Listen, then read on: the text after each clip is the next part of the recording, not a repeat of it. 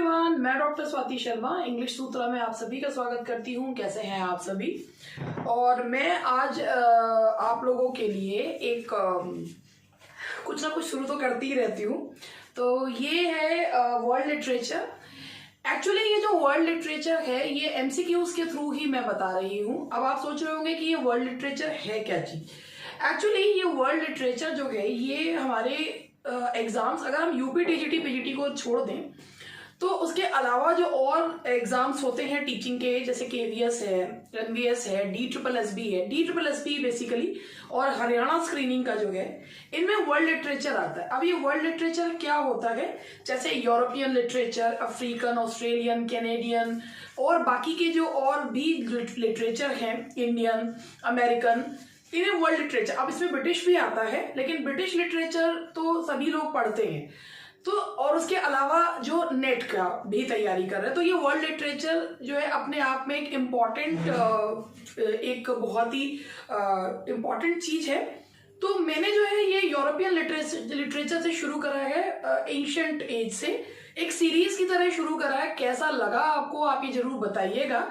इसको मैंने ये सोचा है कि लिटरेचर और ग्रामर को मिक्स करके ही मैं करूंगी, मतलब मिक्स करके नहीं, एक दिन लिटरेचर एक दिन ग्रामर की क्लास जो है वो करूंगी। सबसे पहले आप मुझे इस पे दीजिएगा कि वर्ल्ड लिटरेचर का ये मेरा जो प्रयास है आपको कैसा लगा, ये बताइएगा जरूर। क्योंकि इसमें मैंने यूरोपियन लिटरेचर में फ्रॉम द एंशिएंट वर्ल्ड से लेकर यूरोपियन लिटरेचर अभी लिया है। यूरोपियन लिटरेचर का पार्ट, उसके बाद ऑस्ट्रेलियन, अफ्रीकन, कैनेडियन और जितने भी हैं उनको मैं लूंगी। और आई होप कि आपको आपके एग्जाम्स में प्रिपेयर करने में हेल्प करें। अभी तक तो मैंने वर्ल्ड लिटरेचर पे इतना जो है वो मटेरियल नहीं देखा है कि जो एक जगह पे आपको एक कायदे का मटेरियल मिल रहा हो। तो ये थोड़ा सा लीक से हटकर मैं काम करती हूँ, तो इसीलिए मैंने ये चीजें जो है वो करी। I think it will be helpful for you. तो चलिए स्टार्ट करते हैं वर्ल्ड लिटरेचर डे 1। और इसके अलावा मैं आपको, हाँ जी, जीआईसी वगैरह के मेंस के लिए भी ये हेल्पफुल आपका इसलिए हो सकता है। वैसे तो जीआईसी मेंस में तो आपको लिखना होता है, लेकिन चीजें आपको पता होनी इसमें जरूरी होती हैं। और DSSB का हमारा जो बैच है that has already been started from 1 Feb, वो स्टार्ट हो चुका है 1 फरवरी से। तो जो लोग इसमें इंटरेस्टेड हैं वो देख सकते हैं। वो एक डेमो क्लास ऐप के बाहर भी पड़ी हुई है। और मैं आपको एक चीज और बता देती हूँ, डोंट टेक इट अदरवाइज। मगर बहुत से लोगों को ये लगता है कि जब कभी वो ऐप डाउनलोड करते हैं तो एक लिंक उन्हें भेजा जाएगा। हमारे यहाँ से कोई लिंक नहीं जाता है। अगर आपको बैच में ऐड होना है तो आपको हमें कॉल करनी होगी, यानी कि हमारे जो आप पर्सन कंसर्न को आप कॉल करेंगे। दूसरी चीज, अगर जब तक आप हमें कॉल नहीं करेंगे आपको कोई भी उसमें क्लास में ऐड नहीं किया जा सकता। दूसरी चीज ये है कि आपके लिए वो क्लास डेमो क्लास होती है, हमारी वो रेगुलर क्लासेस होती है। मैं अलग से डेमो किसी भी क्लास में नहीं देती कि डेमो अलग होगा और रेगुलर क्लास अलग होगी, ऐसा कुछ भी नहीं होता। जो चीज जो क्लास चल रही है वो रेगुलर क्लासेस हैं। स्टूडेंट्स ये देखते हैं कि whether they are comfortable in that class और नॉट। ठीक है, तो चलिए अब आगे बढ़ते हैं। वर्ल्ड लिटरेचर के बारे में आपको बता रही हूँ। वर्ल्ड लिटरेचर इन इंग्लिश है, वर्ल्ड इंग्लिश लिटरेचर या world literature in English day 1। और अब हमारा जो है DSSB है। देखिए बैचेस जो है वो LT का भी चल रहा है, TGT PGT का भी चल रहा है। अगर आप किसी भी बैच में इंटरेस्टेड हैं तो आप हमें कॉल कर सकते हैं। और चलिए अब मैं आप लोग के वर्ल्ड लिटरेचर के सबसे पहले क्वेश्चंस जो है वो दिखाती हूँ। और क्या है क्वेश्चंस, देखिए। पहला क्वेश्चन है, हु वॉज होमर? होमर कौन थे? Homer was a Greek poet, he was blind. Homer जो है वो एक ग्रीक पोएट थे। उनके नाम पे जो 2 फेमस रचनाएं हैं, जो महाकाव्य हैं, एपिक्स हैं, these are Iliad and Odysseus. और ओडिसी जो है वो 2 उनके महाकाव्य हैं। एक तरीके से ये बेस है, फाउंडेशन है, जिससे और जो राइटर्स हैं they got to know how to write epics and all. और एपिक 24 बुक्स हैं इन एपिक्स में। तो Homer was a Greek poet, he was a blind Greek poet. तो Homer was a Greek poet. And now the next one is, which of the following 2 epics did he write? उन्होंने कौन से 2 epics लिखे हैं? तो उन्होंने लिखे हैं इलियड एंड ओडिसी, इसीलिए इसका आंसर आएगा both A and B। Chaucer was called the earliest of the, ये बीच में कहां से आ गया? एक्चुअली ये बीच में चौसा का क्वेश्चन आ गया है, मगर मैं इस क्वेश्चन को नहीं ले रही हूँ क्योंकि ये ऐसा नहीं है कि ये क्वेश्चन जो है वो बहुत मुश्किल क्वेश्चन है, ये एल्बर्ट ने कहा है, मगर मैं इसे समझाऊंगी नहीं क्योंकि ये क्वेश्चन मेरे यूरोपियन लिटरेचर में नहीं आ रहा है, तो मैं मतलब इसके बिगिनिंग वाले में नहीं आ रहा, तो हटा रही हूं में से। How many books does the Iliad consist of, कि इलियड में कितनी बुक्स है। इलियड में जो बुक्स हैं, मैंने आपको बताया था एपिक का कन्वेंशन 24 बुक्स, तो 24 बुक्स हैं इलियड और ओडिसी दोनों में 24 बुक्स हैं। तो ये आप यहाँ पर ये देखिए 24 बुक्स हैं, किसमें, इलियड में भी और ओडिसी में भी। इनकी कहानी भी थोड़ा सा मैं आपको बताती हूँ इनके बारे में। The Iliad is about the war between, Iliad जो है वो किसके बारे में, किसके बीच में युद्ध जो है वो हुआ था। तो ये जो युद्ध हुआ था ये हुआ था ट्रोजन्स एंड ग्रीक्स के बीच में। अब मैं आपको इसके बारे में बताऊं, जो ट्रोजन वॉर था इसे ट्रोजन वॉर कहा जाता है, ये चला था 10 साल, और ये जो इलियड की कहानी है ये 9 साल बीत चुके हैं उसकी कहानी है। और ओडिसी है कि ये भी ट्रोजन वॉर के खत्म होने के बाद की कहानी है, 6 हफ्ते की कहानी है, बताती है। इलियड में जो कहानी शुरू होती है, कहानी इस तरीके से कि स्पार्टा के राजा मेनेलस की वाइफ हेलेन को ट्रॉय का राजकुमार हेलेन जो है वो ट्रॉय का राजकुमार पेरिस अपने साथ हेलेन को भगा कर ले जाता है। और मेनेलस जो है इस बात पर सभी जितने भी जो आर्मी है उसे इकट्ठा करता है, और वो लोग जो है वो ट्रॉय के बाहर जाकर एक डेरा जो है वो डालते हैं। और इसमें जो है 9 साल बाद की कहानी जो दिखाई है, इलियड की कहानी है, इसमें कहानी दिखाई है ग्रीक जो वॉरियर है, ग्रीक वॉरियर एक्लीज की कहानी दिखाई है कि वो अपने जो ग्रीक वॉरियर्स हैं उनसे खुश नहीं है। इसका खुश होने का ना रीजन कि क्या है कि इलियड को जबरदस्ती एक इलियड से जो उसने जिस लड़की पर उसका आसक्त हो गया था वो उससे ले ली गई है, और इस वजह से वो बिल्कुल भी ग्रीक के साथ सपोर्ट करने को बिल्कुल भी तैयार नहीं है। और उसके साथ जो उसका साथी है पेट्रोलस, वो अपने साथियों की दुर्दशा देखकर बहुत दुखी है, वो लड़ने के लिए जाता है। इलियड अपना आर्मर भी पेट्रोलस को दे देता है, लेकिन वो उसको हेक्टर मार देता है। अब इस बात से एक्लीज बहुत पीड़ित होता है और वो हेक्टर को मारता है, उसके शव को सारे में घुमाता है। मगर जब हेक्टर के फादर की करुण पुकार से वो बहुत ज्यादा दुखी हो जाता है, और तो युद्ध भी थोड़े समय के लिए रोक दिया जाता है। और इस युद्ध के में दोबारा से युद्ध जो है जब शुरू होता है, और ये जो कहानी है बेसिकली ये इस इलियड का जो हीरो है वो इलियड है, और ये 9 साल बीतने के बाद की कहानी है। और इस कहानी में ट्रोजन वॉर बैकग्राउंड में चल रहा है, लेकिन ये कहानी जो बेस्ड है वो इलियड पर है। और इलियड का जो बिल्कुल वो बहुत ही ज्यादा उसका दुख, उसका शोक, उसकी परेशानी, और जो उसकी अपनी ही सेना के प्रति जो उसका नफरत है वो दिखाई गई है इसमें इलियड में। तो ये जो कहानी है इलियड की, और इसमें बैकग्राउंड में ट्रोजन वॉर जो है वो चल रहा है। तो ये जो Iliad is about the war between the trojans and the Greek. युद्ध कितने साल तक चला? 10 साल तक चला। और ये जो कहानी है इलियड की, मतलब जो है 9 साल बीतते 10th ईयर की कहानी है। And now the next question, what was the cause of war between the Trojans and the Greeks? Trojans and the Greeks के बीच में कहानी का रीजन, ये युद्ध क्या, वजह क्या है? Dispute over territory नहीं। Abduction of the Helen by Trojan Prince Paris, the Greeks killed the Trojan king, none of the above। ये मैंने अभी आपको बताया था कि Helen was abducted by Paris, और ये भी पेरिस भी इसको भी बारे में बताया है। अगर आपने ये पोयम टेनिसन की पोयम इनॉनी पढ़ी हो तो उसमें ये बताया गया है कि पेरिस को भी वो एक तरीके से एक साजिश का शिकार हुआ था कि कैसे एक गोल्डन एप्पल के ऊपर जब एफ्रोडाइट ने उसने गोल्डन एप्पल, 3 देवियां थी जिनको जो सबसे खूबसूरत थी उनको गोल्डन एप्पल देना था, एंड पेरिस को परसुएट करा गया था एफ्रोडाइट के द्वारा कि अगर वो गोल्डन एप्पल उसको देता है तो उसको दुनिया की सबसे खूबसूरत खूबसूरत वुमेन जो है एज अ गिफ्ट जो है दी जाएगी। तो पेरिस जो है उसने नॉलेज और पावर को बिल्कुल परे रख के उसने हेलन को चुना था। तो इसीलिए और अपनी जो पार्टनर थी उनकी माउंट इडा पे जब वो रहता था तो उसे छोड़कर वो चला गया था। तो Paris was the cause behind the destruction of Troy. तो ये जो कहानी है ये अबडक्शन ऑफ हेलन, हेलन को जो है वो अपहरण कर ले गया था। कौन? हेलन का अपहरण करके ले गया था पेरिस, ट्रोजन प्रिंस पेरिस। तो ये है इसका reason. And now the next is Gorboduc the first. ये बीच में ये क्वेश्चंस कहां से आ गए?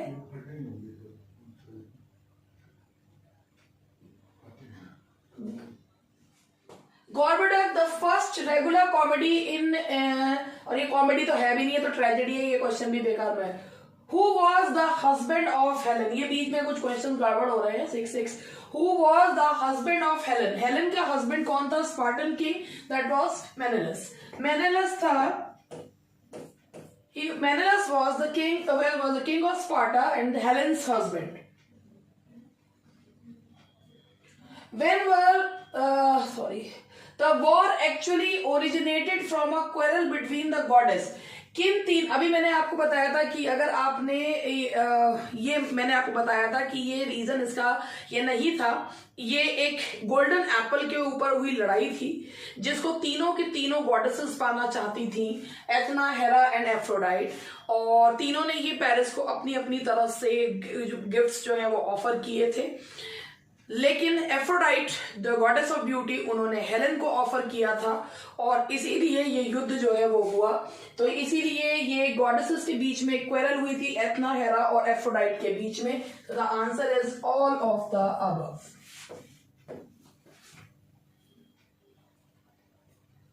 Who among the following was the commander in chief of the Greek army?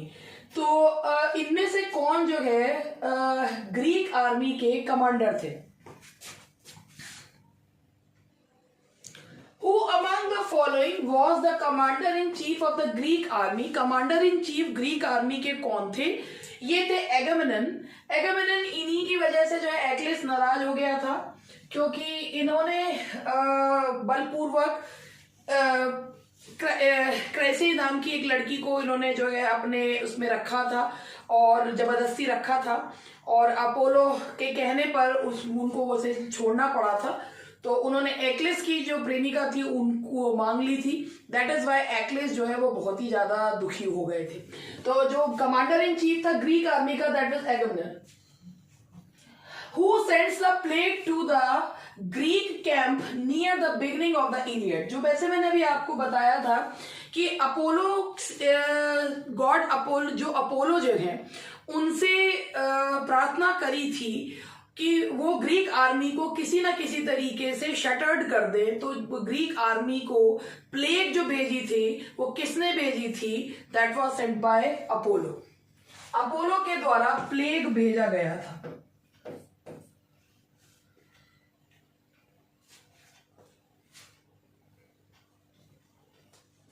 Name the great Greek warrior who does not die in the Iliad but was fatally injured.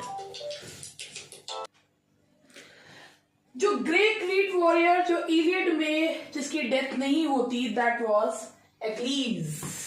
Achilles की death नहीं होती, he was fatally injured but he was not killed. वो कौन है? Achilles.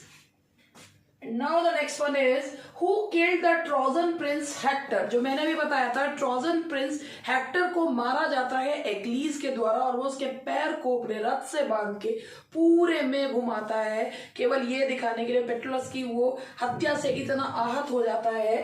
तो ये किसने मारा था उसे? एक्लीज में। It was killed by Achilles. For how many years did the Trojan War was fought? Trojan War कितने सालों तक लड़ा गया? तो it was fought for 10 years. ये 10 साल तक लड़ा गया। Trojan War लड़ा गया 10 साल तक। The Greek won the war. Who made the plan for their victory? कि किस जो ग्रीक से लास्ट में आपको भी पता है कि how did Greek win the war?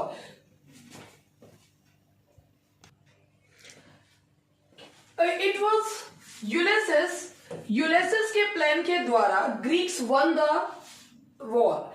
Trojan war को जीता किसके द्वारा गया, किसके प्लान के द्वारा जीता गया? It was Ulysses. How many books does the Odyssey consist of? Odyssey ये भी जो है ये भी होमर के द्वारा ही लिखा गया है और ओडिसी में भी 24 बुक्स हैं। There are 24 books in Odyssey and 24 books in Iliad. Iliad का हीरो है एक्लीज और ओडिसी का हीरो का नाम है ओडिसियस, जिसे यूलिसेस भी कहा जाता है। Who is the hero of the Odyssey? Odissi के हीरो का नाम क्या है? तो इसका नाम है ओडिसियस और यूलिसेस। ओडिसियस उनका नाम है। What is the Odyssey about? Odissi है किसके बारे में? तो ओडिसी जो है वो ट्रोजन वॉर के बारे में नहीं है। ओडिसी जो है ओडिसी मतलब यात्रा। यात्रा जो है किसकी? ओडिसियस की यात्रा।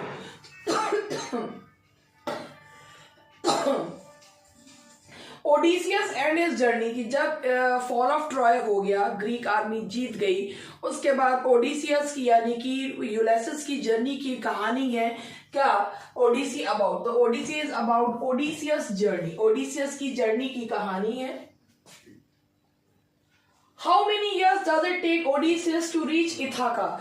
ओडिसियस जो राजा है, यूलिसेस राजा है इथाका का। इथाका में उसका 20 ईयर्स का बेटा है जिसका नाम है टेलीमैकस और उसकी पत्नी है पेनेलोपी। बहुत लंबा समय बीत गया है, 10 साल तक युद्ध चला। 10 साल तक ओडिसियस अपने घर लौटने की 10 साल उसे यात्रा में बीत गए और सभी जितने भी लोग थे वो इस बात की उम्मीद छोड़ चुके थे कि ओडिसियस अब जिंदा होगा। तो उसके राज्य में मोर देन 100 सूटर्स उसकी वाइफ पेनेलोपी का हाथ मांगने के लिए आते हैं। उसी के पैलेस में रहते हैं, खाते हैं, पीते हैं कि कभी ना कभी तो ये खबर आएगी कि ओडिसियस की मृत्यु हो चुकी है and then they will be the suitor of Penelope और वो फिर इथाका के राजा जो है वो बन जाएंगे। इस चीज से बहुत ज्यादा परेशान होती है Penelope, but she is a faithful wife. वो अपने हस्बैंड का इंतजार करती है। तो 10 साल युद्ध चलता है और 10 साल ही यात्रा चलती है। So that gave how many years does it take Odysseus to reach Ithaca? That is 10 years. 10 साल। ये केवल 6 हफ्ते की कहानी जो है वो दिखाई गई है। तो 10 years. And now the next one is what was the name of Odysseus' wife? ये मैंने आपको बताया कि ओडिसियस की वाइफ का नाम है पेनेलोपी, जो अपने हस्बैंड के इंतजार करती रहती है फॉर 20 years। वो अपने हस्बैंड का इंतजार करती है। तो that is Penelope.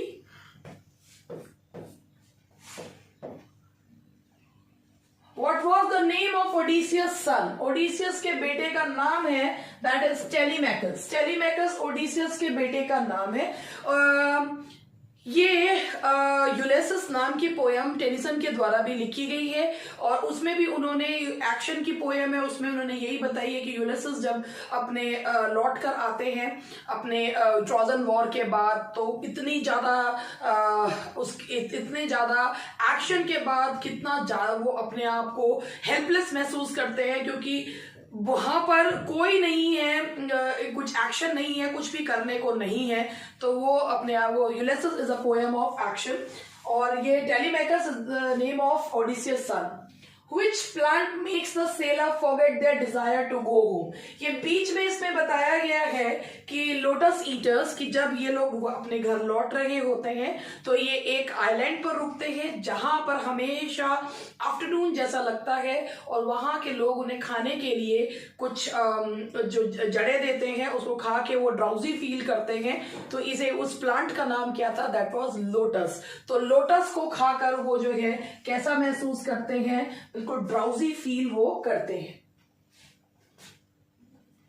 Who is Argos? Argos कौन है? अब आर्गोस एक कैरेक्टर है। वो कौन है? ओडिसियस का ओल्ड डॉग है जो ओडिसियस के साथ ही रहता है। That is Argos.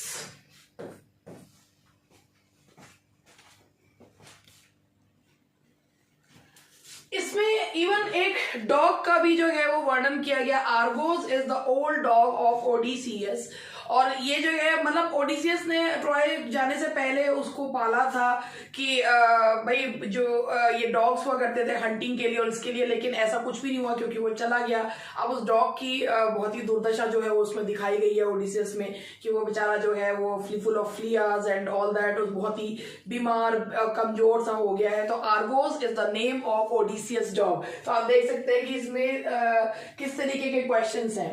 Now the next one is Menelaus is the king of which city. Menelaus Helen का हस्बैंड जो है वो कौन सी सिटी का राजा है? तो वो राजा है स्पार्टा का, Spartan king. And now the next question is who begs Odysseus to bury him. Odysseus से कौन विनती करता है उसे दफनाने की? तो दैट इज एल्पेनोर। एल्पेनोर जो है उससे विनती करते हैं कि भाई उसे दफना दिया जाए। And now the next question is who transforms Odysseus sailor into pigs? Odysseus के सेलर्स को पिग्स में कौन परिवर्तित कर देता है? तो वो है गॉडेस सर्सी। सर्सी एक सॉर्सरेस है और आपने इनका नाम जो है बेसिक आप लोगों ने ये नाम जो है ना वैसे भी आ जाते हैं, ये कॉमर्स में भी आप लोगों ने सुना हो कि जो मिल्टन का है कि सर्सी वो द नेम ऑफ अ सॉर्सरेस जो अपने जादू से चीजों को परिवर्तित कर दिया करती थी। और today's last question is which goddess often assist Odysseus and Telemachus. वो कौन सी गॉडेस थी? ओडिसियस अपने जब अपने घर पे पहुंचते हैं और वो जो है अपने घर पे देखते हैं कि इतने सारे जो लोग हैं वो उसकी वाइफ का हाथ मांगने आए, तो वो सबको खत्म कर देते हैं। और इसकी जो ओकेजनली मदद करती है, जो रूप ट्रांसफॉर्म कर लेती है, वो गॉडेस कौन है? तो उस गॉडेस का नाम है that is Athena, Athena, that is Athena, वो है गॉडेस एथनी। तो ये दो कहानियों के माध्यम से आज मैंने आपको ये वर्ल्ड लिटरेचर वाला पार्ट जो है यूरोपियन लिटरेचर का, एंशिएंट लिटरेचर आपको करवाया है। और इसी तरीके से आप लोगों को इसके आगे भी मैं चीजें करवाऊंगी। लिटरेचर एंड ग्रामर की सीरीज इसी तरीके से कंटिन्यूड रहेगी। माना छोटे छोटे सी चीजें हैं मगर राह दिखाने के लिए तो ये भी बहुत है। तो दैट्स ऑल फॉर टुडे। मिलते हैं कल। Bye bye, take care.